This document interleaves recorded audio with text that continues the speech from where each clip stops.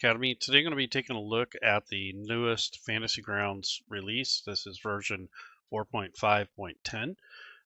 This is a change from the previous version in mostly the aesthetics and how it looks. They've also added a new tab for NPCs, so you have this pictures tab now where you can assign your artwork instead of this little section up here. And then they've also made some improvements on accessing characters via the combat tracker. And last but not least, they have updated the dice. So if you go to your dice panel, you notice at the very bottom there will be some new dice for your available. So if you want to purchase those, some of you have already went out and bought them, but they've updated the dice. They've added some defaults here. So you have a throwback set, which is kind of like the old school colored dice. And then you also have the new Fantasy Grounds themed dice. And they've kind of updated some of the elemental stuff. And if you watched today earlier, Adam Bradford was on, and he went into depth on what stuff was changed, what was added. But I wanted to kind of show you a couple other things. So. And then here you have these dragon dice, which I think are kind of cool. So if you use the white dragon, you could double click on that, assign it, and then when you roll it, you have the white dice, or there's one with an effect as well. So this kind of gives you that snowy effect. So what these are going to do is, depending on what kind of creature you have, these sort of dice will show up. So the gray dust one is for undead, and then there is an equivalent for that for the actual effects version. So when you roll an attack roll, for instance, this is a vampire spawn. So when I do an attack roll, when I double click on, let's say, on the damage here or the attack roll, it will roll that type of dice for that NPC. So they're calling them monster dice. They're going to expand that. So for right now, it's going to essentially just be that until they can get more sets developed. And they're also going to get down to specifics like vampire dice and that sort of thing. And you can assign your own NPC dice to specific NPCs. There's all kinds of improvements. And they're also have a toggle down here where the NPC dice is. You can click that. And this is where you can assign specific ones. And then if you have a record that you want to use. So for instance, the werewolf doesn't quite have a beast dice yet for it. So when you roll the attack roll for it or some other die, I guess it's using the last die that I assigned. So basically, I had assigned a custom die, so it will use the default die that you set up for your session. So I'll just set up this play die so it's more obvious, but when you want to assign a certain type or color of dice, you can still do that, so that you can do it per damage type, or you can do it per creature type in this case. Right now, you see the dragon one has its own, but I don't see anything for monstrosity or humanoid yet, so they still have to build something for those. And I don't see anything. Oh, here's for beasts. So I guess shape changers are kind of out of this for right now. I don't see anything for them yet. But if you wanted to assign something for like this werewolf, for instance, you drag the record in here and then assign whatever die type you have from your collection, whatever you have access to. So maybe on this one, I'd want to use the claws. So if you have that dice set, I can go into the dice area and I can assign the claws or the blood dice to that. So if you guys remember before, there was these blood dice that have effects and such, so I can drag that particular die for this particular werewolf creature, and then when I actually do the attack rolls and damage and stuff, now it will roll that specific die for this specific NPC record. So that's kind of a cool thing. So they're going to make more, and I'm pretty sure they were probably already working on some other ideas. But I encourage you to watch the show today. Go back to the archives. They did go into a few other things that I don't really know how to speak upon, but they answered some questions at the end. There was a lot of engagement this time, so that was a good thing. If you noticed before, a lot of times when the streams are happening, you wouldn't get more than 20 or 30 people, and I think I saw close to about 100 people engaged, so that's a good sign. Very, very happy with some of the work they're doing, and congratulations to them for getting this thing dialed in and getting it more modernized and looking a lot better. And I really like this theme. It's really clean. It has a really nice aesthetic. It has some really nice points to it, and I'm pretty sure, if anyone finds any bugs, once all that stuff's out and they get more of these available, that's going to look really good. So let's take a look at the werewolf. So I have made this attack so he has a bite, so I'll just double click there, and there's the actual die that I assigned for that particular NPC. So this is pretty intuitive. It's not too hard. Again, this is at the bottom of the dice selector. So if you open up the dice, you navigate to the very bottom, you have NPC dice, and then you still have the damage type dice, which were already part of the setup. So these are for different metal types and different energies, and you got healing and those sort of things. So that's pretty good. So you got these auroras, magical ring of elements. Those still are the same, and you can use those. But the new dice here towards the bottom are probably the more interesting ones at the moment. So I like this worm scale, and then there's a bronze and black, and we got one for the black dragon, which I think is kind of cool. I think it's got the kind of like a poison effect or acid, so that's kind of cool.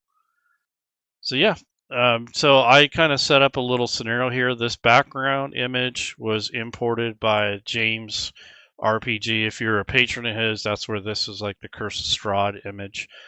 And then I set up a little map here to demonstrate some of the principles of the dice, but I think I already showed you what needs to happen. But if we roll, let's see who got initiative. So the vampire spawn is initiative. So if we're going to move him up to the werewolf, and then I can drag and drop the claws, and I think he has a multi-attack. Yeah, so you get 2 attacks, only one can be a bite. So he's going to do 2 claw attacks, so we'll just drag and drop that on top of the werewolf, and there we go. So there, it rolled the die for the vampire spawn, and that was the gray dust one.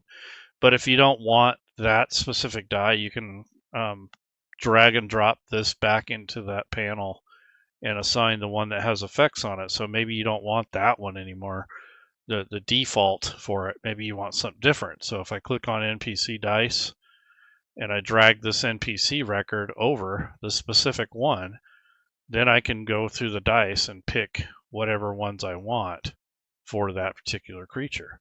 So it doesn't have to be these. These are just kind of like starter defaults. But I do want to pick something for the vampire spawn. So maybe it's one of these blood things again. Or maybe I want to use this thing here. This, what is this, monster? I can't read that. Okay, Flora. Okay, that's a monster Flora one. Monster, I can't read, fauna or something. And then here's the gray dust. So if I wanted to use the grave dust with the effect on it, I could drag and drop that on there now. And now when he does his attack, that'll be his next attack. So let's see what happens. So take this claw attack again and drag and drop that onto the map or onto the enemy. So I'll do that from the combat tracker. So drag and drop, and you can see there's the effect now for the undead. And those both, this was a hit this time, so I'll drag over the damage. So this would be the claw damage, drag and drop, and you can see this is piercing damage or necrotic. So this is a necrotic damage, so that's why the die was different. But you can reassign damage dice, NPC dice, however you like. But I think that's a lot better system, a little bit more flexible. And then also here they've updated these little icons in the chat window, so you have some kind of better looking images here. So these are pretty cool. I like that. And the combat tracker has been rethemed and updated and kind of streamlined here. I think they've changed a few things here and they rethemed this. And you got different icons and all kinds of cool stuff. So that looks pretty good. So it looks pretty sharp. I like what they're doing. I like the direction they're going. And this map that I have here is a map from Andy's Maps. We had him as a guest back in January, and I just kind of threw this together for this presentation, but this is a really cool map. It looks hard to see because it is actually dark, and it's a dark map, so it's kind of hard to see the details of this, but that's essentially the map type that I picked for this scenario. I kind of was going for the vampire versus werewolf thing, and then the background, of course, is the Curse of Strahd thing. This is another third-party thing. So I took this file that was an MP4 or some other GIF format, and I converted it into a WebM file, VP8, and use that for my background instead of the traditional dragon. And then I think I actually increased the screen size to 105% so that you can see a little bit better. I know a lot of my videos, the content's good, but you can't see anything. It's like zoomed way in or way out. So I went ahead and made that a little bit bigger, but it gives you less room. So that's why I always have it like 90% or something like that. But in this case, I think for showcasing stuff, I'm going to start leaving it at a higher resolution so you can see some of the text a little bit better. Not much better, but at least it's better than nothing.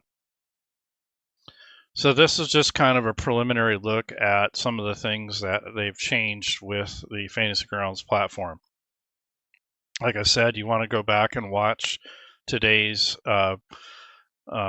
this is a developer update, or kind of like what they're working on. And I think they were saying that you can actually start putting text on maps is the next thing they're looking at, and some other cool changes. So you have to go back and kind of recap that, but that was one of the things that stood out for me, was that for a feature update is that you're going to be able to put text on maps a lot easier. If you've been labeling maps on your own before, so it's kind of difficult because you have to drag every single letter and character over and make a folder for it and stuff. So I think that'll make that a lot easier when you want to label your maps. And I don't know if players will be able to draw, but still, I mean, just having that alone is a big boon. So with that said, I'm looking forward to seeing what else they come out with. I think I'm going to start going back into making some tutorial videos. Not going to do any character creation until they get the new rule set out, and I think that'll be kind of interesting to redo a lot of those older ones based off of the fact that they're going to change a lot of the player facing stuff. But in regards to making content and managing the desktop and your play space and running the adventure, I think that's pretty much the same thing. I don't have to do a lot of that, but over time I think I'll update some of my GM videos and such, but really depends on the direction they go with Fantasy Grounds. But anyhow, I've been kind of sick lately, so I haven't really done a lot of videos. I just posted one earlier, which was like a tips thing.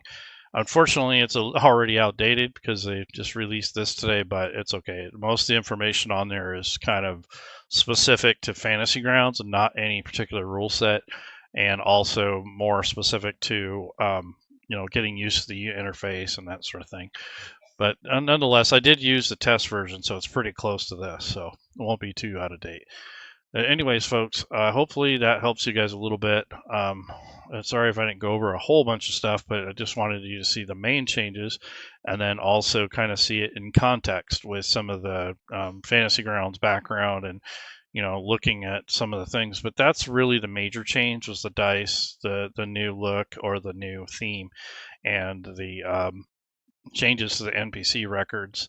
I didn't really have any PCs to put on here, but when you double click on their token or on them in the combat tracker, it recenters them and such. So it brings the map or the art to the front. So that's kind of cool. I think that's about it. So you guys have a good day. And in the video description, I kind of go through the list of things that change. So if you guys are curious about that. And then there's also, if you go to the forums, look at the last couple of posts, they have changes that happened to Fantasy Grounds and some stuff on the back end. And then they also have stuff that if it was rule set specific, they have another section for that. So you guys take care.